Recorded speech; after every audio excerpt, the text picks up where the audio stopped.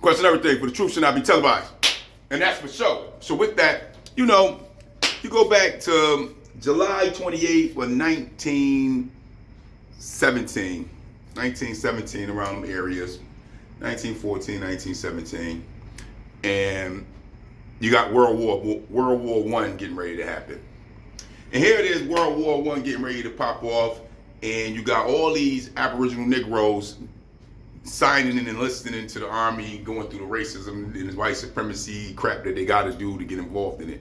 And in that, at the same time, our people was joining this military to go fight and deal with people in hunger and everywhere else that had no beef with us whatsoever, and no plight on this soil here of America when it comes to dealing with the United States, when it comes to dealing with the Aboriginal Negroes. They had no beef with the Aboriginal Negroes of America. Here it is, we joining this military of the United States to go over there and beef with them. And at that same time that was going on, the history of East St. Louis was popping off with the industrial boom and, different,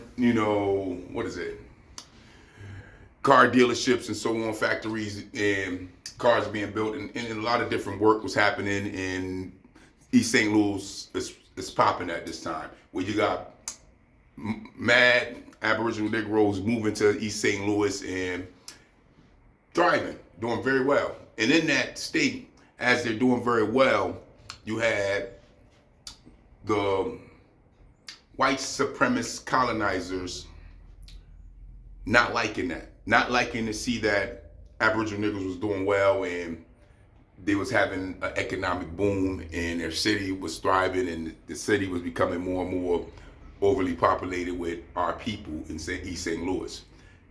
And simultaneously, they started these race riots and all sorts of real all-out massacres against our people. And these are stories that we don't hear nothing about. Because see, at the same time, you got people that look like us joining the military to go help the government overseas and everywhere else in this World War One. You right at home in the United States of America, we're being attacked by white folks right here in the country. And you would say to yourself, well, why are we joining the military and going and fighting for a government that right here at home we're not protected in America? They're not doing nothing to protect us against hate crimes and white supremacy and attacks that's happening to our people right here on the soil.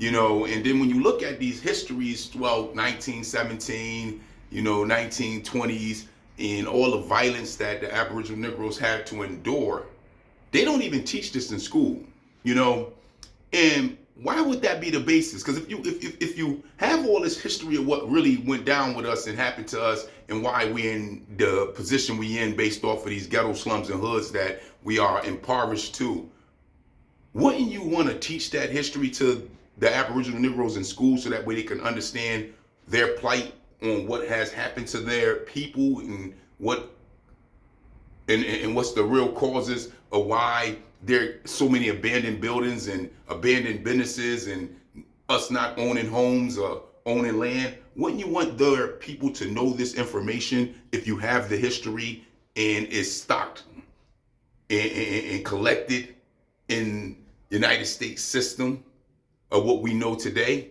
Wouldn't you want the people to know that? Of course not. Because at the end of the day, when it comes to being a political power and controlling the political narrative of another nation people, if you gave them real history about who they are and where they're coming from and what they've been through based off of what you as the country or the government has done to them, then they would think different about you. They would act different about you. They would act different about themselves. They would look at themselves differently. They would carry themselves in a different form, in a different fashion, based off of the true history of understanding what they've been dealing with and having to deal with and what they're dealing with now, from where they're coming from to where they're going and where they've been and what all that means to them as a whole picture in order to move to the future. They would automatically change things within themselves in order to deal with a structural system that is coming at them in the sense of what they have experienced already and still see to this day in 2024. They would definitely move in a different fashion. So to not teach them is to keep them ignorant from the real reality of what's been going on with them and what is still going on with them and what causes infuse mass incarceration, what causes infuse the drug game, what causes infuse the gang banging of them being trapped in this death culture amongst each other, dealing with each other with an evil eye. They would understand why all these degenerate behaviors within their nation and communities are there, and thus would weed that out based off of the educational process of understanding what they're coming from and what they have lived through and what they've been dealing with for so long. But because they're not getting this education, they don't know. But who controls the education? The colonizers. They control the curriculum and the programs, the universities and institutions, and the school unions. They control all that. And because of it, they manipulate what they want you to know and think like. It's no different from not understanding economics when it comes to dealing with yourself and your dollar and spending your dollar with yourself. But how can you spend your dollar with yourself if you don't have nowhere to spend it, because colonizers and white supremacy came through your communities and burnt down all your businesses, burnt down all your structures, chased you out of town, and then you don't get no recourse, no help for it, no justice for it. Even though the United States government knows this is happening to you, even though the police departments know this is happening to you, even though the fire departments know this is happening to you, the medical facilities know this is happening to you, because many people was rushed to the hospitals and was denied treatment allegedly. You know, these are a reality of what the Aboriginal Negroes have to live through. And even now, after the aftermath, we're still in that same boat. Just because it's camouflage and hidden behind the camera, hidden behind the curtain where you can't see it on Front Street unless it leaks out, it's still happening.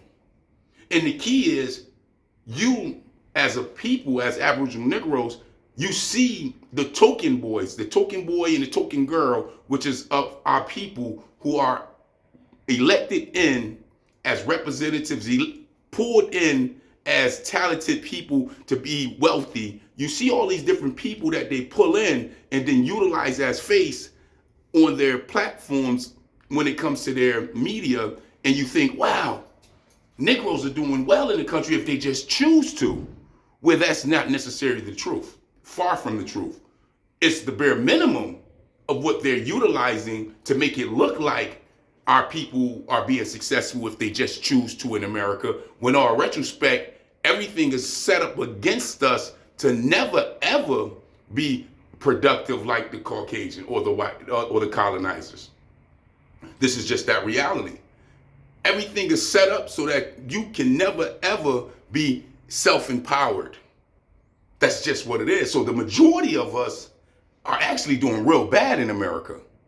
But that's not what you're going to promote. That's not what you're going to see on the colonizers' actual media sites, because then that would blow open the lie that we are doing well, you know?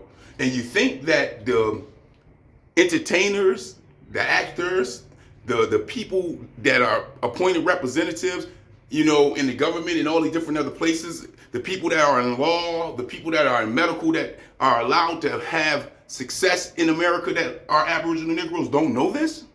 Oh yes, they know this 100. That's why when Steve Coakley, our beautiful brother who was spent a career and a lifetime showing you the Black Boule, the Freemasons and the Masons and all these people who took oaths to turn a blind eye to what's really going on with the majority of their people in order for them to be successful, in order for them to have a legacy, they all know. They know. All your favorite singers and rappers and entertainers and actors and sport players, they all know what's going on. But they signed on the dotted line to shh and turn a blind eye, thus leaving the majority of our people impoverished, and the majority of our people set up for failure, and the majority of our people set up for mass incarceration and destruction, because this is the basis of what goes on in America. That's the only way you can control a nation of people, by utilizing their own people against them. That's just what's happening.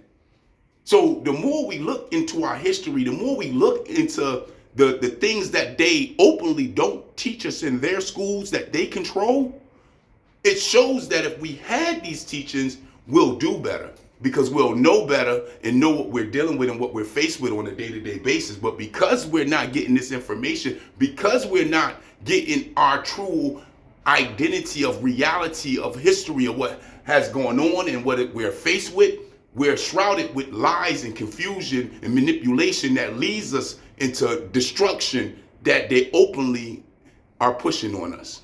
So definitely look around, investigate or research for yourself, connect with brothers and sisters that are actually trying to get the real truth of our information about being Aboriginal Negroes of America and many other different things, the Israelite brothers and so on. Hook up with them and learn that we've been duped for a long time, and it's time to come back to our full understanding that we are our own nation and we control our own destination, as long as we're pushing for ourselves as Aboriginal Negroes of America. There's no time for any type of coalitions of black and browns or any other type of Creole or colored crayons, because at the end of the day, everybody's doing better than us. And until we accept us and do for ourselves, we can never change what's really going on. And with that, I just don't get it. I just don't understand it. But that is the question. You let me know. Peace, peace.